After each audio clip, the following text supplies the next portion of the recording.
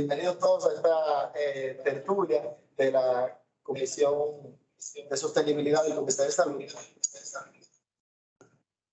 Ustedes saben, nuestro Comité de Salud tiene 4 subcomisiones.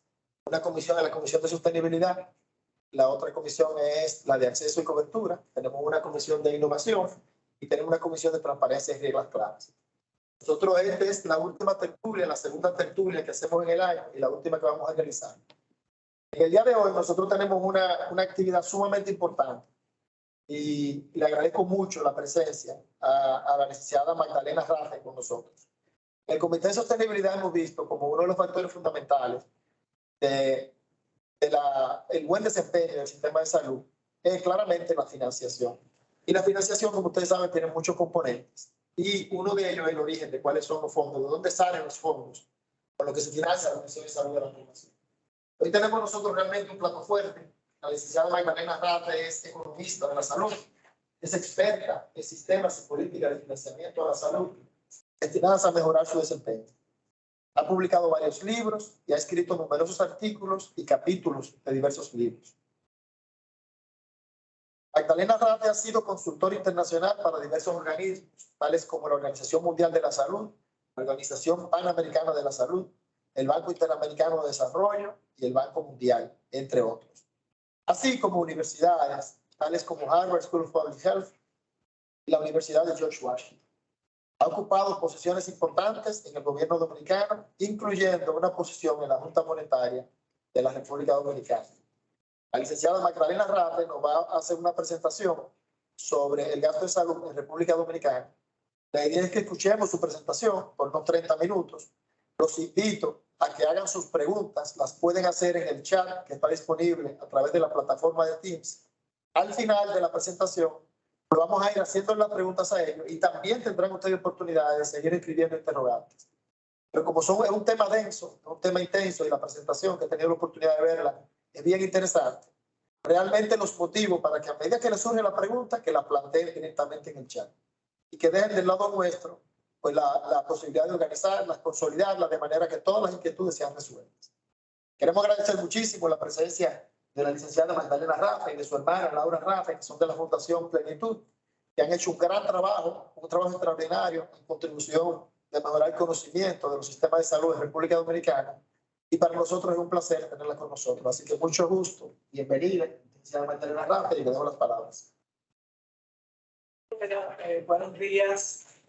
Muchas gracias por la invitación y muchas gracias por participar en este evento. Y estoy a su disposición para responder las preguntas que les surjan. Este trabajo que les voy a presentar es un trabajo que hicimos en la Fundación Plenitud para estimar el gasto de salud en la República Dominicana en el año 2007, del año 2007 al 2021.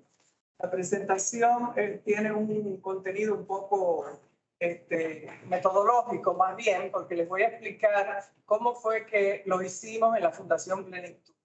Quizás es de conocimiento de ustedes que normalmente existe un sistema de medición del gasto en salud que es conocido y es el estándar internacional que se llama Sistema de Cuentas de Salud, que actualmente se llama SHA 2011, System of Health Accounts. Es una contabilidad del gasto en salud como les voy a mostrar un poco más adelante, cuenta con una serie de reglas contables muy definidas y clasificaciones muy detalladas. Este ejercicio que nosotros hicimos en la Fundación Plenitud no es hacer cuentas de salud, porque es un sistema estadístico que requiere una mayor inversión y que normalmente la realiza o la realizaba en el país el Ministerio de Salud Pública.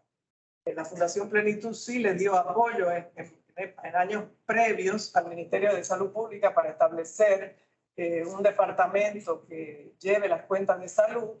Lo hizo desde principios del año 2000, en el 2004, en el 2015, en fin, pero finalmente el ministerio solo publicó cuentas hasta el año 2017, a pesar de que el último informe es del 2015. Del año 2017 en adelante no ha continuado haciendo este trabajo. Por lo tanto, en la Fundación Plenitud nos pusimos a hacer la estimación, dado que personalmente yo misma durante algo así como 10 años estuve trabajando con la Organización Mundial de la Salud en se llama Global Health Expenditure Database, que es una base de datos de la Organización Mundial de la Salud que realiza estas estimaciones cuando los países no tienen las cuentas propiamente. Entonces, es una aproximación. Y eso fue lo que hicimos en este momento. Entonces, ahora les explico qué son las cuentas de salud. Son un conjunto de tablas o matrices que monitorean los recursos financieros del gasto y permiten una visión desagregada por categoría de los recursos, ya sea por sus fuentes de financiamiento, ya sean nacionales, externas, pagos de los lugares, etc. Y ofrecen información detallada sobre a quién benefician estos recursos, su propósito, quién provee los servicios, en qué se gasta, etc. Es importante que exista esta metodología, que es, como les dije, una metodología de contabilidad, del mismo modo que hay una contabilidad nacional para calcular el PIB, por ejemplo. Esta metodología procura lograr unos resultados de cuentas de salud consistentes, coherentes e internacionalmente comparables, o sea, estandarizados, lo cual ayuda a apoyar investigaciones, políticas públicas, comparaciones internacionales. Esta metodología empezó los primeros pasos desde los años 50, fue hasta que finalmente se produjo el llamado SHA en el año 2000 y fue actualizado en el 2011 varias veces y adoptado por la Organización Mundial de la Salud, la OECD, Eurostat, el Banco Mundial, etcétera, todas las entidades que publican estadísticas internacionalmente. Hay que decir que entre el año 2006 y 2011 se realizaron consultas entre contadores de salud de todos los países y para publicar la versión que finalmente se denominó SHA 2011.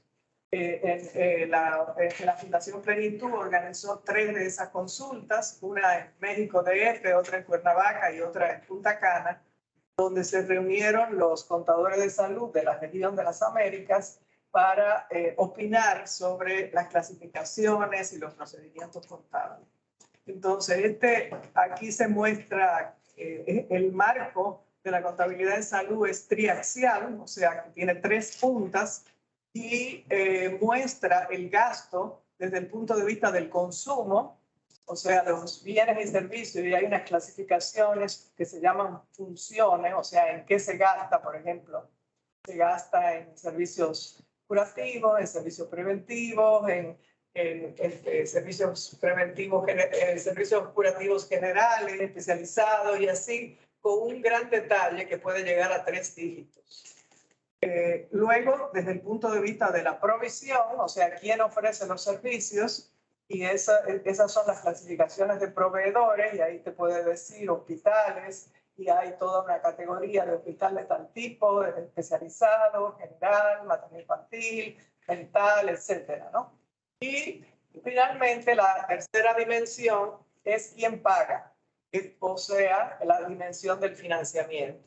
Y ahí tenemos la parte central, son los esquemas de financiamiento, que voy a explicar dentro de un momento de qué se trata, y otras clasificaciones asociadas como las entidades, las diferentes entidades que participan en el esquema de financiamiento, que son unidades institucionales, y también los factores de provisión, es decir, como por ejemplo los salarios, los insumos, etc. Entonces, esas 3 partes deben ser iguales. Aquí le pongo algunas de las clasificaciones. Hay 3 clasificaciones básicas. La de funciones, que como les dije es en qué tipo de servicio. La de los proveedores, hospitales, centros ambulatorios, etcétera. Y los esquemas de financiamiento, que se los voy a explicar en más detalle.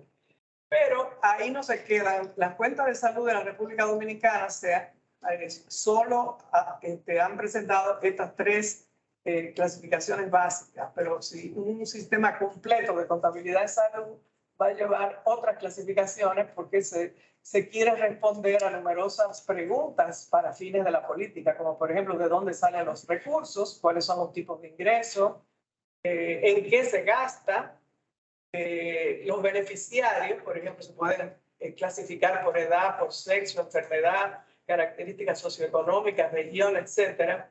El tema de los recursos humanos, los bienes y servicios de salud y también estudios de mayor profundidad, por ejemplo, sobre la formación de capital en el país, tanto público como privado, o el comercio exterior, donde se destaca el turismo de salud, entre otras dimensiones. Entonces vamos a ver qué son los esquemas de financiamiento. Nos detenemos aquí un poco porque la estimación que nosotros hicimos se refiere a los esquemas de financiamiento exclusivamente. Ellos son el corazón de las cuentas de salud. Previamente, antes, en el pasado, el enfoque era institucional y los que hacían cuentas, antes de que existieran las cuentas de salud, presentaban cuánto gastaban las diversas instituciones que participan en el sistema. Pero eso fue cambiado en el SHA 2011, introduciendo una visión más compleja de los flujos financieros, desde los ingresos hasta los pagos por los servicios. Y así, de esta forma, se permite entender esos flujos financieros en todo el sistema de salud y comprender las diferencias entre diferentes países y permitir aspectos relacionados con las políticas. Entonces, los esquemas de financiamiento no son instituciones, sino un conjunto de reglas o de políticas que dicen cómo se colectan los fondos, cómo se distribuyen, quiénes tienen derecho a los beneficios y qué beneficios se incluyen. Entonces, las características, digamos, básicas o esenciales de los esquemas de financiamiento es si son obligatorios o si son voluntarios. Si son obligatorios, el gobierno decide cómo se van a financiar, quiénes se van a beneficiar, cómo se van a mancomunar los recursos y cómo se van a prestar los servicios.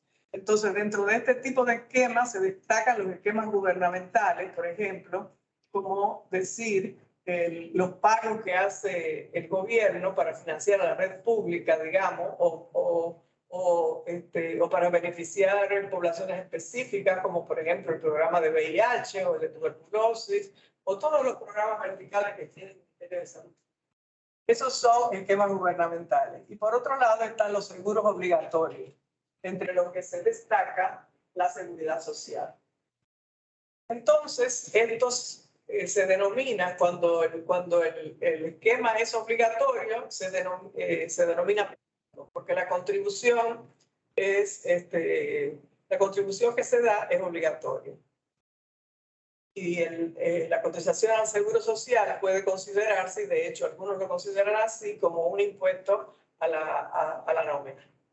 Y los voluntarios permiten discrecionalidad a los actores, tanto los que establecen el esquema y lo diseñan, como son los seguros voluntarios, los fondos que manejan las entidades sin fines de lucro, por ejemplo, realizan actividades de recaudación de fondos, un baile o lo que sea, y después lo asignan a la salud. Las empresas, por ejemplo, cuando establecen consultorios dentro de una gran empresa, por ejemplo, de zona franca, etcétera, o sea, no fuera de los seguros, y los hogares. Entonces, es muy importante el financiamiento obligatorio o público.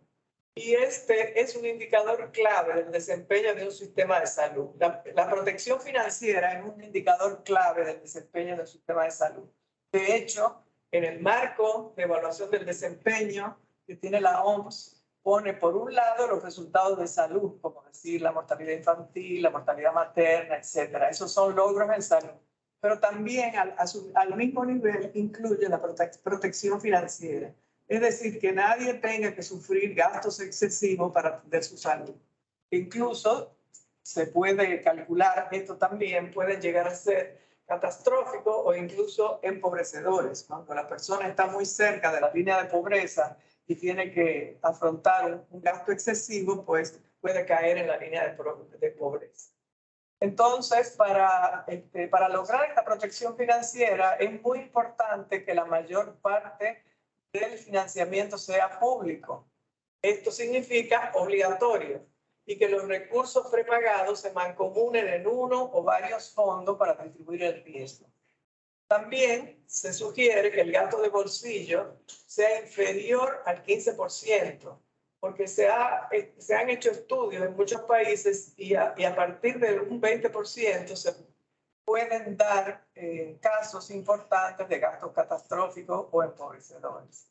Por otro lado, es la forma más inequitativa de financiar el sistema de salud, porque la gente se enferma independientemente de su nivel de ingreso. Y si tiene que pagar en el punto de contacto, en el punto donde busca los servicios, obviamente este gasto va a afectar más a los de menores ingresos. Este es el llamado cubo de la protección financiera que desarrolló la Organización Mundial de la Salud y dice las 3 dimensiones en las que tenemos que avanzar hacia la cobertura universal. Una de los ejes dice qué porcentaje de la población está cubierto. El otro, qué servicios están cubiertos, cuántos de los servicios están cubiertos. Y la altura dice qué proporción de gastos están cubiertos. O sea, la gente tiene que pagar de su bolsillo o está dentro de un fondo mancomunado. En la medida en que el cubo del centro sea mayor, o sea, haya más población afiliada, más servicios cubiertos y menos gasto de bolsillo, aumenta la protección financiera. Ahí está, lamentablemente no se ve, pero parece que se ve muy poco, pero básicamente lo que quería mostrarles en este cuadro es que hay algunos esquemas de financiamiento que explican la mayor parte del gasto en salud. Y por eso la Fundación Plenitud pudo realizar esta estimación del gasto en salud por esquema de financiamiento, porque no hubo necesidad de estimarlo todo, sino solamente los más importantes. En este caso, los más importantes son los esquemas obligatorios, que son, como les dije, los esquemas gubernamentales y la seguridad social, el gasto de bolsillo y el gasto de bolsillo. Esos 3 explican una gran proporción del gasto total. Si a eso le agregamos los seguros privados, que no son una parte tan importante, son alrededor del 10%, y lo de las asociaciones sin fines de lucro es mucho menos, aún, pues ya ahí tenemos la casi totalidad de la explicación del gasto en salud. Ahí, eso es lo que acabo de decir. Tenemos los gubernamentales y la seguridad social como esquemas públicos, tanto el contributivo como el subsidiado, y los privados, gasto de bolsillo y seguros voluntarios. Entonces, la metodología que nosotros utilizamos para hacer la estimación. Calculamos los principales esquemas de financiamiento del año 2007 al 2021, usando las categorías del SHA para este tema. Aclarar que no se trata de cuentas de salud, que las cuentas de salud es algo mucho más complejo y son matrices que muestran dimensiones cruzadas, y que en este ejercicio lo único que hicimos fue estimar los montos por esquema de financiamiento y llegar a ciertas conclusiones de política. Ahora, ¿cómo lo hicimos?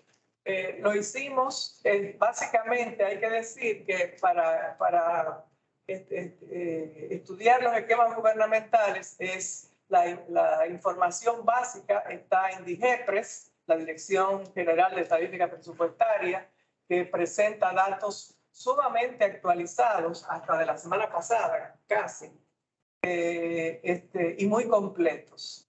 Entonces, la gran magnitud pasa por el Ministerio de Salud Pública, pero en realidad no es el Ministerio de Salud Pública el que lo ejecuta, sino que una gran proporción de lo que recibe pasa a otras entidades, entre las cuales hay que destacar como la más importante, el Servicio Nacional de Salud.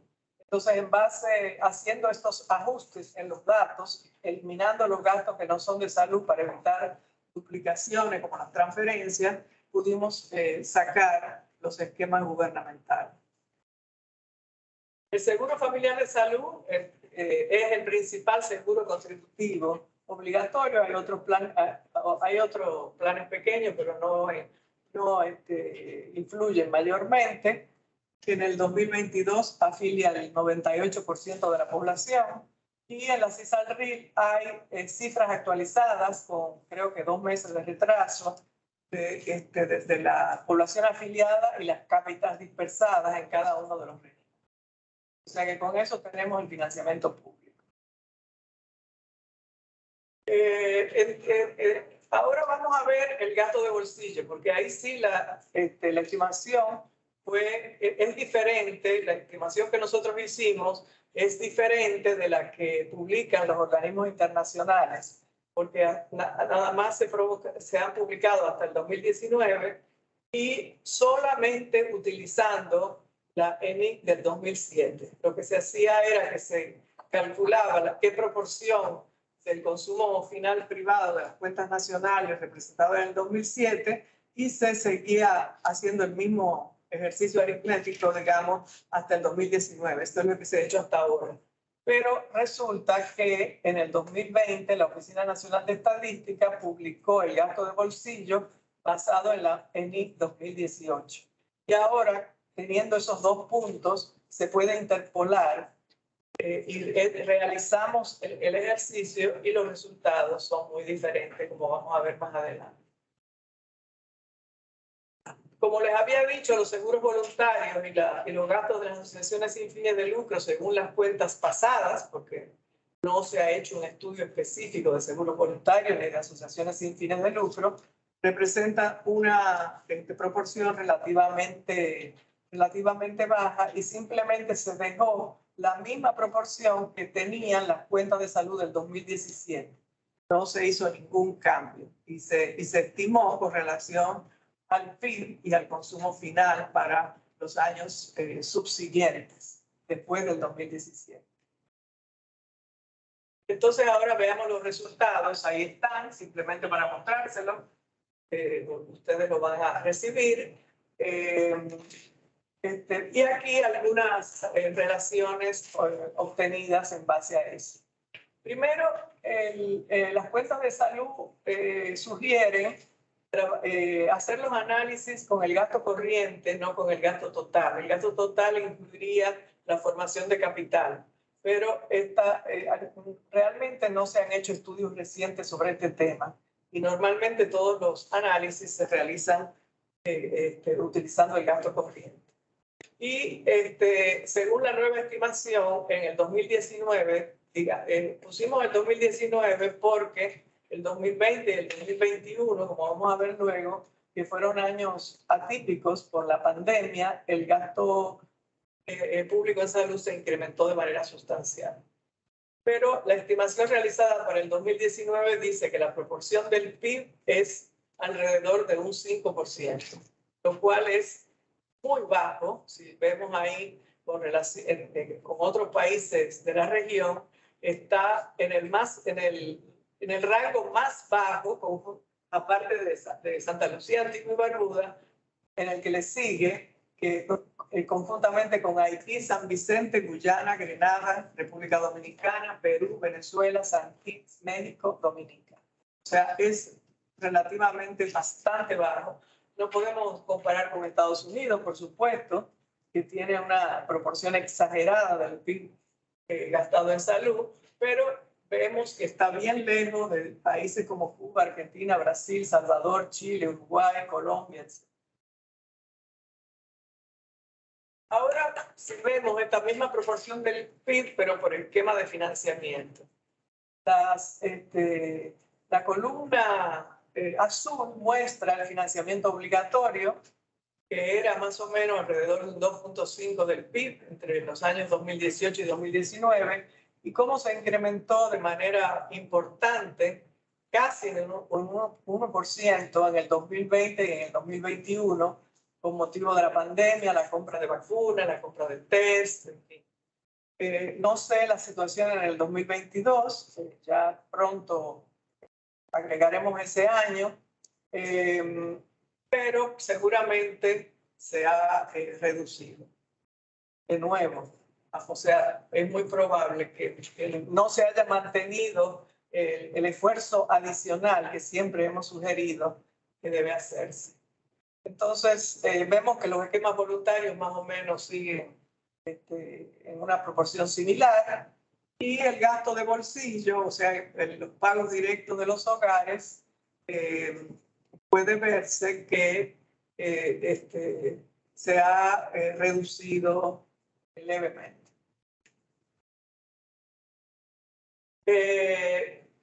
Según la Organización Panamericana de la Salud, ellos recomiendan que para lograr buenos resultados de salud, al menos un 6% del PIB, o sea, del PIB tiene que ser dedicado al gasto público en salud. Y nosotros estamos en 2.5, o sea, estamos muy lejos. Ahí puede verse que solo Cuba, Argentina y Uruguay han sobrepasado el 5% y Costa Rica anda cerca. También andan cerca Nicaragua, Colombia y El Salvador, pero los otros países están cada vez lejos, y nosotros estamos en casi la última posición.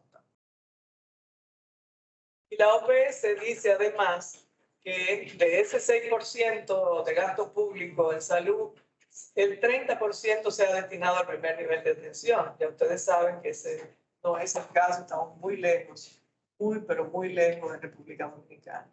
Y también que se reduzcan las barreras de acceso, entre las que se encuentra la reducción del gasto de bolsillo.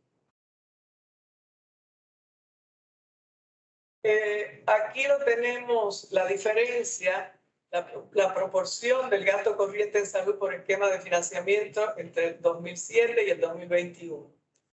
Vemos que en el 2007 la proporción correspondiente al gasto de hogares era altísima, y cómo se ha reducido de manera muy importante al año 2021. Tenemos también tenemos que el gasto obligatorio, o sea, esquemas de gobierno central y el régimen contributivo también aumentaron, en lo contrario, aumentaron de manera muy importante entre esos 2 años. El gasto per cápita, que estaba debajo de 200 en el 2007, ha aumentado de manera bastante importante, llegando a 300 y pico, casi 400. En el año 2020 y 2021 hay que decir que fueron años atípicos, pero digamos en el 2019 300 y pico más o menos. O sea que ha habido un importante aumento. Pero sigue siendo bajo si lo comparamos con otros países de la región. Puede verse que la posición de República Dominicana está 1, 2, 3, 4, en el quinto más bajo de los 7 grupos allí presentados.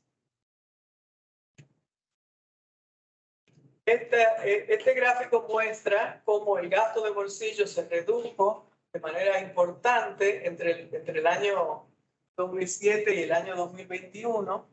Si lo vemos, en el 2007 estaba arriba del 45%, y digamos que obviando el 20 y el 21, que tuvo un aumento sustancial del gasto público, digamos que en el 2019 está cerca del 30%. O sea, se redujo mucho, pero todavía tiene que bajar más. O sea, tiene que bajar debajo del 20%.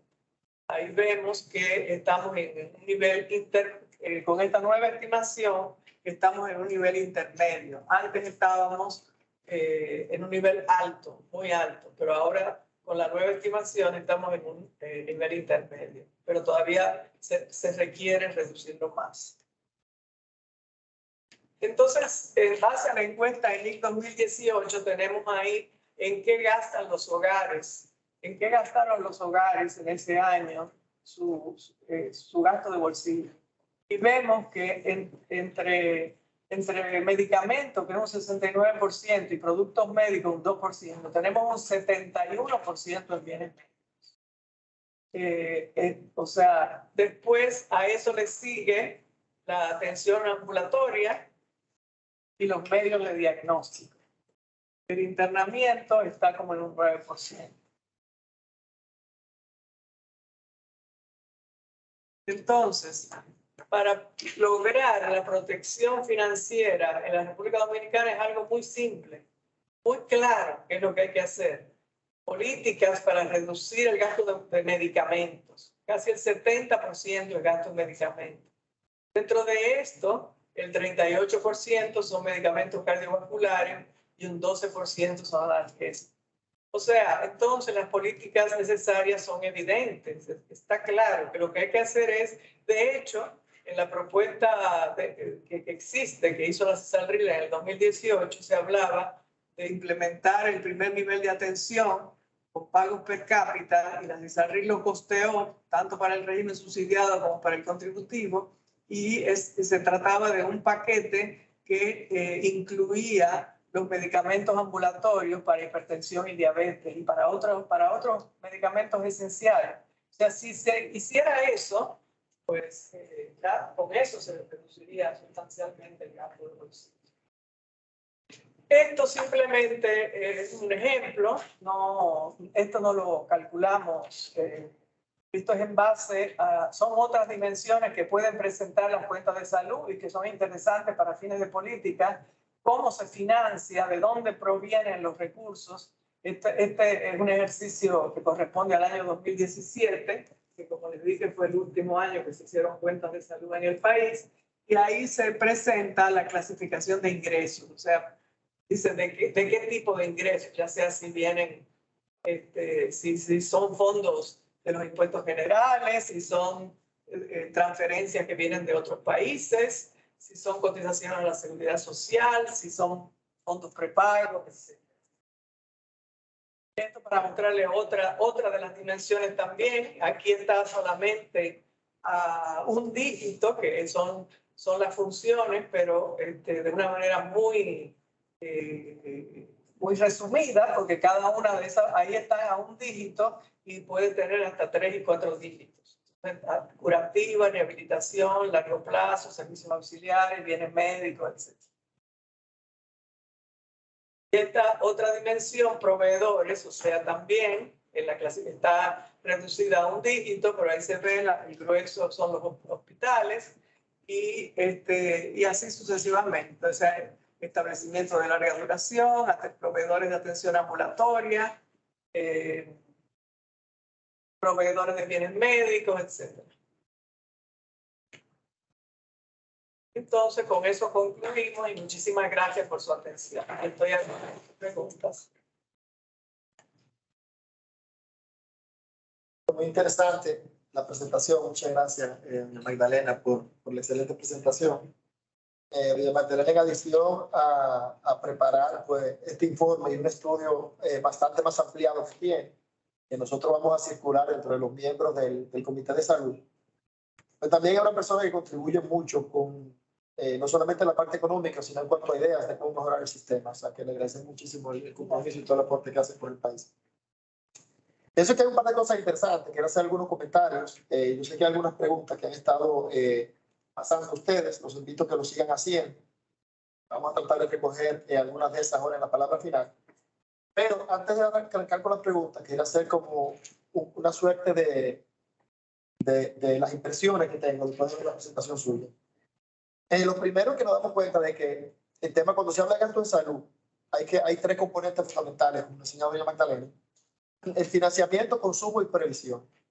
Hoy hemos focalizado la presentación en lo que es el financiamiento, que es decir, de dónde vienen los fondos que se utilizan para la atención en salud de la población.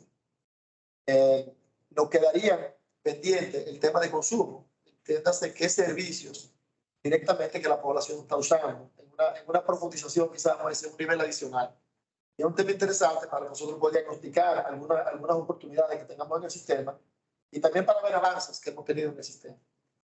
Y el tema de provisión.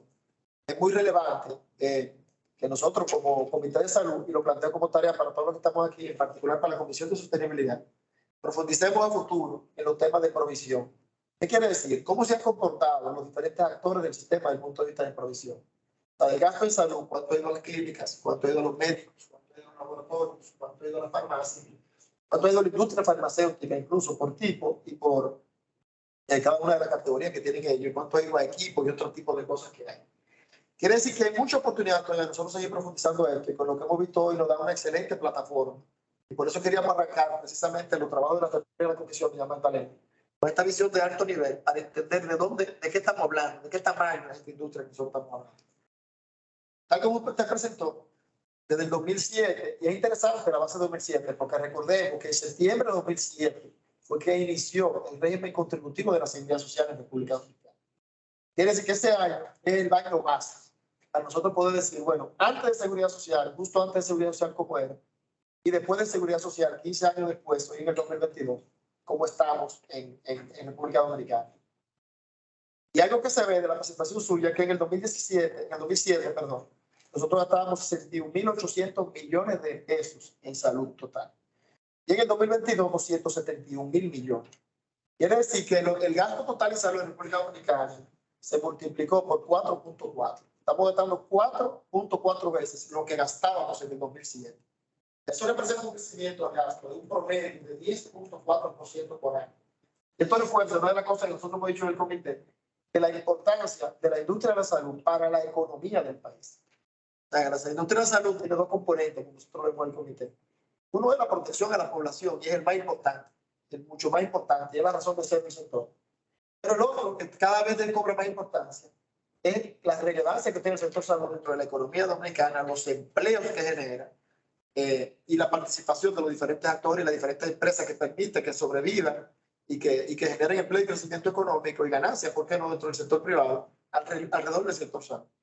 Entonces, una de las industrias de más crecimiento que nosotros podemos tener, con la particularidad de que crece anualmente. La industria de la salud todos los años es más grande, salvo excepciones macroeconómicas que muy extrañamente se dan. La gente cada vez quiere más salud y cada vez hay más financiamiento para la salud. Cuando lo vemos per cápita, el gasto per cápita ha crecido de $195 a $440. O sea que el crecimiento per cápita ha crecido 5.6% en dólares en ese periodo de 15 años. Componentes del gasto, el gobierno, interesantemente, y contrario a lo que se puede pensar, en este periodo de 15 años, el gasto del gobierno central, directamente a través del Ministerio de Salud Pública, el Servicio Nacional de Salud, y todos los gastos que hace el gobierno de salud, subió de 31 al 40% del gasto. El régimen subsidiario, que cubre una población importante, la mayoría de la población, más de 5 millones de dominicanos cubiertos del régimen subsidiario. Sin embargo, como tiene una cápita diferenciada del régimen contributivo y tiene una cápita muy baja, subió solamente de 2,5% a un 6% del gasto totalizado. Una gran oportunidad que tiene el país es que el régimen subsidiario cada vez se acerque más al régimen contributivo y que idealmente en República Dominicana, en un periodo de unos años, no haya ciudadanos con un plan de salud y otros ciudadanos con otro plan de salud, dependiendo de la fuente de financiamiento, sino como recomiendan todos los organismos unilaterales, que la cobertura sea independiente del financiamiento, de los de financiamiento. Para que pase eso, tiene que haber una migración del gasto público de las instituciones centralizadas como el Ministerio de Salud y el Servicio Nacional de Salud hacia cápita del régimen subsidiado, con el fortalecimiento, por supuesto, de la atención primaria, otra cosa que voy a tocar más adelante. Pero una tarea que tenemos pendiente, fortalecer el régimen subsidiado. El régimen contributivo, a medida que la población ha ganado confianza en el régimen contributivo, en gran parte por la participación de ARS públicas como el SENASA, que ha venido haciendo un excelente servicio, y también con las ARS privadas que han dado confianza a la población, el régimen contributivo ha crecido de 7.5% a un 22.5% del gasto de salud. Quiere decir que se ha triplicado su participación dentro del gasto de salud. Aquí recordar, muy importante, nosotros como el CHAN, que ese financiamiento es 70% aportado por los empleadores, que han hecho una excelente contribución a la salud de la población, y un 30% aportado por los mismos trabajadores. Los esquemas voluntarios, que son los planes fuera de seguridad social, se han reducido de un 12% del gasto total a un 10%. Y eso también es relevante, porque si es cierto, es válido que la población que tenga acceso a mayor capacidad económica pueda comprar un plan voluntario y eso ayuda para el financiamiento.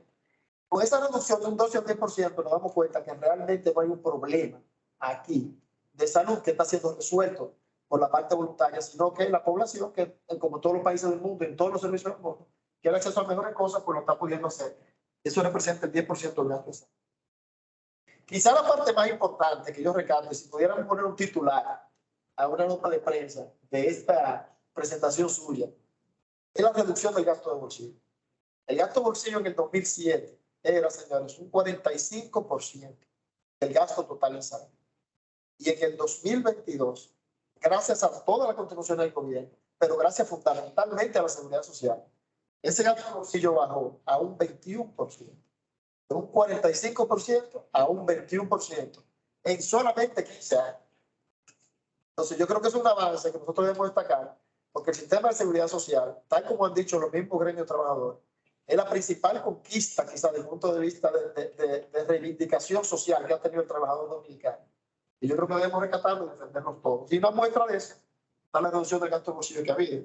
Queda tarea muy pendiente, como bien decía usted, el tema de medicamentos representa 69% casi del gasto de bolsillo. Yo creo que es un tema que junto a la industria farmacéutica, aquí en la Comité de Salud, hay muchos representantes de la industria farmacéutica, muchas empresas multinacionales, muchas empresas locales, tanto de Araf como de Pavón, que están identificados y que conocen esta situación. Y ojalá nosotros como Cámara poder generar un diálogo, una conversación, con la participación de la industria, los actores, saber qué recomendaciones se pueden hacer para mejorar el sistema de seguridad social, mejorar el financiamiento y mejorar el acceso a la población, de manera que el gasto de bolsillo se reduzca aún más. Comparativamente, nosotros decíamos que el gasto de bolsillo de la República Dominicana es un 21%. Hay un dato comparativo que usted presentó en el 2019, donde era un 26%. Pero siendo todavía un 26%, nosotros estábamos mejor que el promedio de Latinoamérica. Y el gasto de bolsillo por debajo de países como Argentina, Chile, México, con el 21% por debajo de Brasil. O sea que nosotros tenemos un sistema de salud que ha respondido a las necesidades de la población, por supuesto, con muchísimas oportunidades todavía de mejoría, pero eso no quiere decir que no reconozcamos los grandes avances que nosotros. La otra titular de esto es el tema del gasto de salud. Doña Magdalena presentó que el gasto de salud total de la República Dominicana es 2.8% del PIB, mientras que la recomendación a nivel internacional es que sea alrededor del 6% del PIB. Quiere decir que nosotros como país tenemos que estar claros en que va a haber que gastar más en salud. El gobierno va a tener que gastar más en salud, el empresariado y los trabajadores tendrán que gastar más en salud. Y ojalá la población dominicana no gaste más en salud de manera que el gasto de bolsillo se reduzca. Pero el problema de la salud en República Dominicana no es gastar menos, sino gastar mejor. Y tener una mejor atención y sobre todo, no solamente menos gasto de bolsillo, sino mejores resultados de salud para la población. Es uno de los temas de la tarea pendiente que tenemos nosotros, sobre todo en los temas de mortalidad materna infantil, pero también en la expectativa de vida de la población y en la enfermedad y en la prevalencia de enfermedades no transmisibles. Todavía representa una carga muy grande para la población dominicana. Pues con ese comentario que hago, le paso a un par de preguntas, doña Magdalena. Una es, en términos estamos en el medio para hablar del tema de coyuntura, de mucha demanda de médicos, mucha demanda de la clínica, quieren mejor tarifa, quieren mejores condiciones, que nosotros entendemos que son demandas legítimas y que todo el sector productivo tiene el derecho y hasta el deber de preservar su sostenibilidad y asegurarse que sea sostenible en el tiempo. Si miramos al futuro, en los próximos 5 años, en términos de mix de gasto, entiéndase, contribución gobierno, contribución seguridad social, sabiendo que el gasto de bolsillo no es la fuente de los recursos, ¿qué usted tiene mejor práctica que debería crecer más desde el punto de vista de financiamiento para que la República Dominicana aumente el gasto de bolsillo? Sí, para que la República Dominicana aumente el gasto de salud como porcentaje del PIB a la vez que reduzca el gasto de bolsillo. Bueno, yo diría que esa es mi opinión, es que el gobierno tiene que invertir más, que tiene que asignar más, o sea, cuando hablamos del 21% del gasto de bolsillo en el 2021, hay que saber que el 20 y el 21 fueron años extraordinarios y que el gobierno aumentó de una manera sustancial el gasto. Por eso la comparación la tenemos que hacer con el 2019 y cuando tengamos la del 2022 volver a ver qué ha pasado.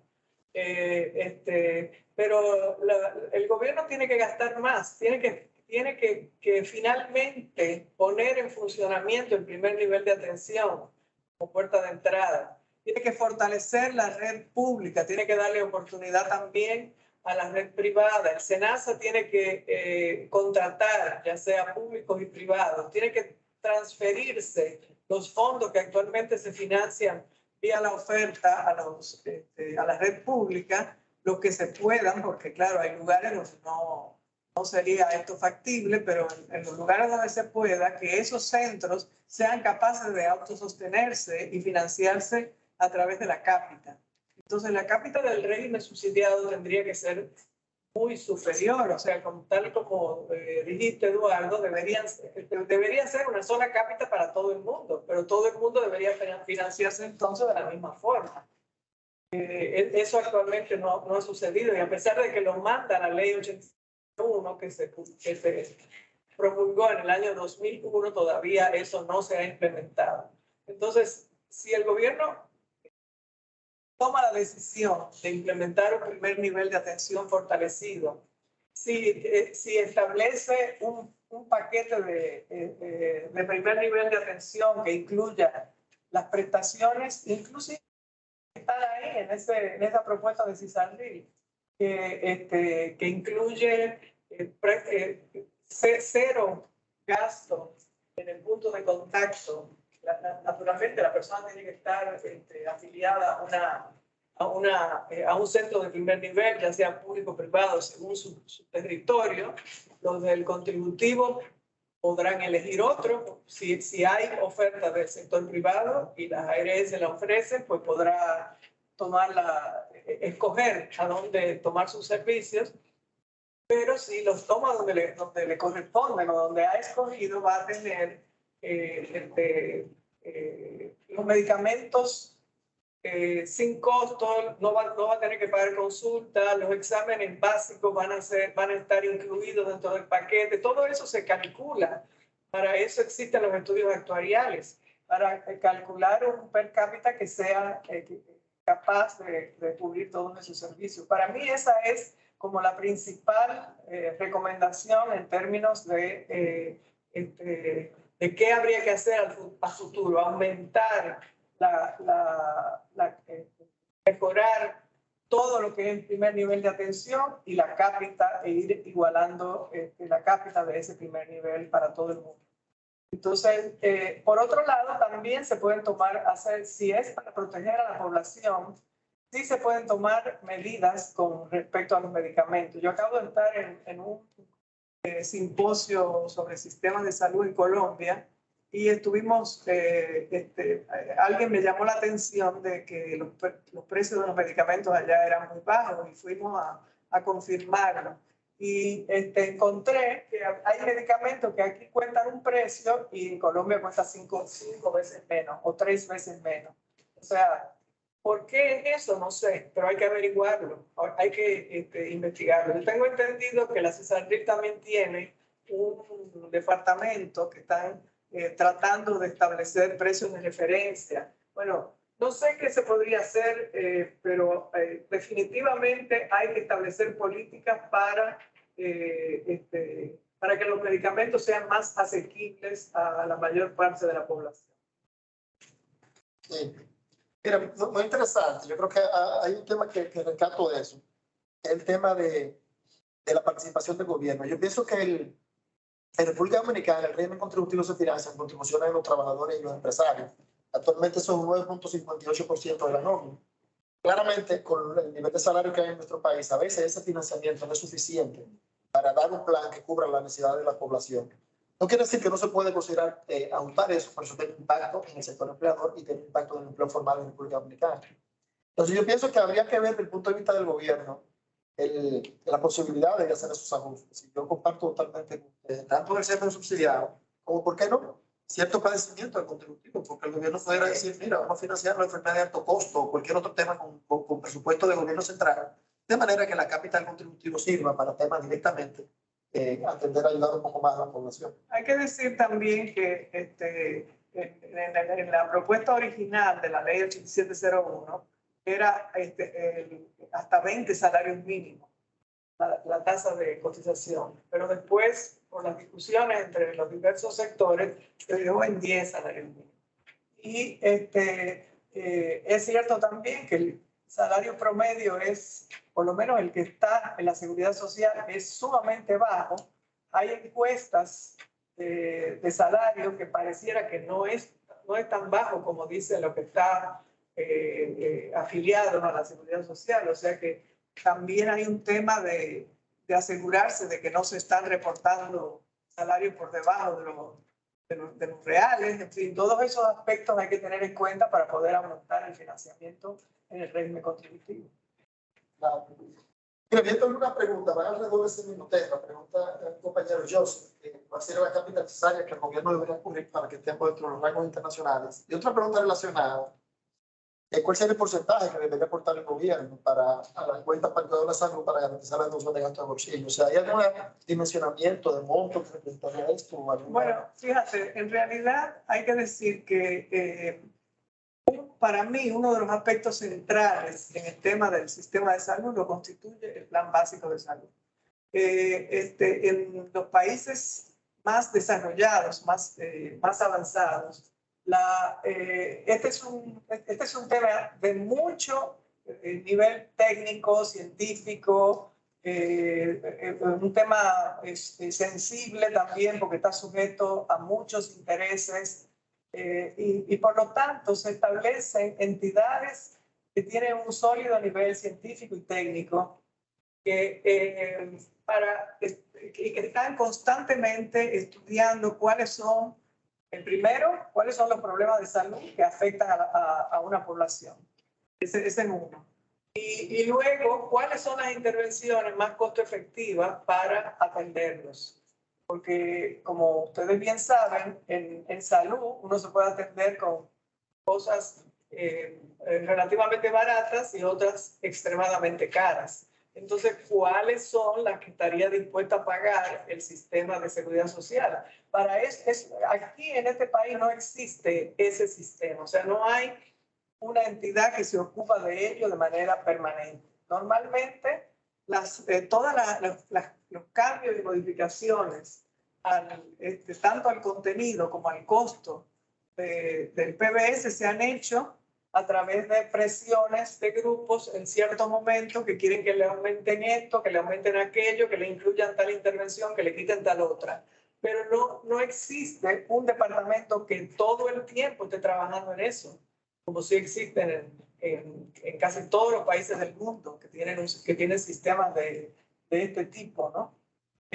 Aparte de que existen en el mundo también instituciones que evalúan las tecnologías, que están permanentemente viendo qué cosas nuevas aparecen en el mercado y decidiendo cuáles son más costo efectivas, cuáles son más seguras, cuáles tienen mejores resultados, en fin, todo eso es algo que aquí no lo hemos hecho nunca. Entonces, para mí ese sería como clave, poder desarrollar esas habilidades de manera permanente en el país. Muy bien, una pregunta final. Le tengo, ¿hay algún estudio similar a este que haya realizado la Fundación Plenitud o alguna otra institución que usted sepa, en términos de lo que comentábamos del consumo o previsión? ¿El consumo? O la previsión, o sea, ¿de dónde va el gasto en salud en términos de servicios que se utilizan? ¿Y dónde va el gasto en salud en términos de los prestadores o los actores? Sí, eso lo hacen las cuentas de salud, justamente.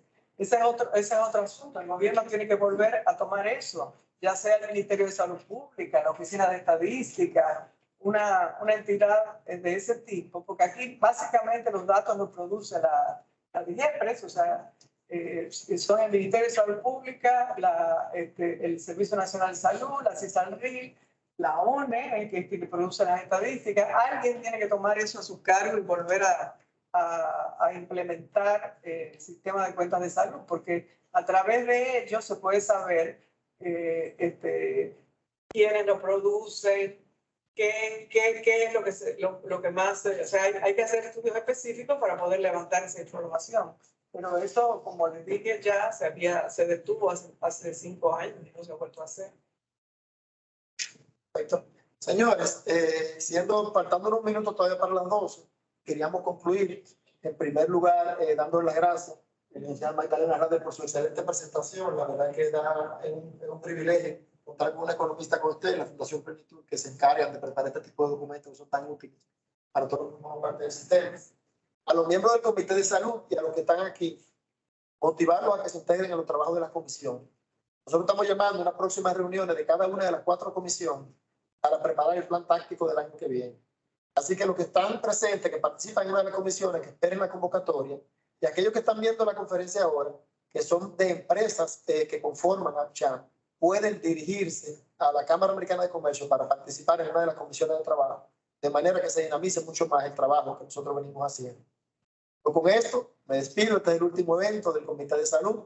Quiero ser el primero en desearles a todos un feliz resto del año, aunque parezca increíble, este saludo es apropiado porque es el último evento que hacemos en el año.